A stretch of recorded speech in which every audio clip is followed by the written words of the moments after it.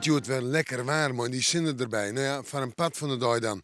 En dat na een nacht mooi op plakken 4 graden frost. En van de morgen een prachtige opkomst van de zinnen. En wij gaan net de meeste sneeuwhond. De bindielen in de provincie die bien aardig wiet. Maar de temperatuur roen het hoe daar op.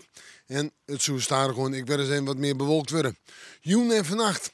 Ja, een paar winterse buien, een paar sneeuwbuien. Temperaturen vannacht, ik denk dat tussen de -1 en de +2. De hegere temperaturen op de eiland. En op plakken kind misschien, als het lang opkleert, ik -2 graden worden.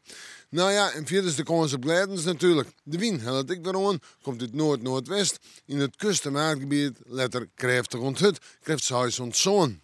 En dan in die buien, misschien ik wel weer mistitten en kans op tonger. Dan moet ik daar. Ik werd een aantal sneeuwbuien, buikjes, een aantal winterse buien. De zinnen er, ik wil weer eens even bij. En de temperaturen moet ik daar.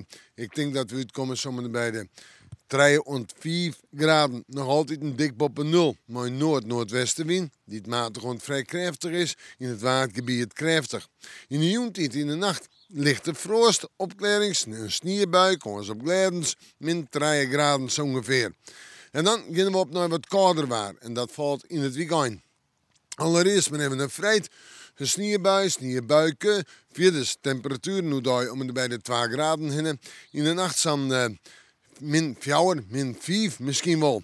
En zorgen we dan naar sneeuw, dan heb ik nog altijd wat sneeuw staan, wat lichte sneeuw. Hoe daar 1 of 2 graden boven 0. In de nacht -4, -5. Zo ik zeg maar -6 worden kunnen of nog een graadje leger. Steeds maar lichte ontmatige frost.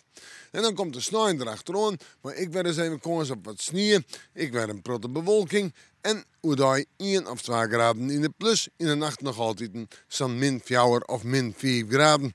En dan kan ik weer eens even wat leger uitpakken. Uiteindelijk kun je zeggen, het wordt gewoon winter. Maar hoe daar laat die temperatuur nog wel boven 0. We met de maan, maar weer even in het waarsje.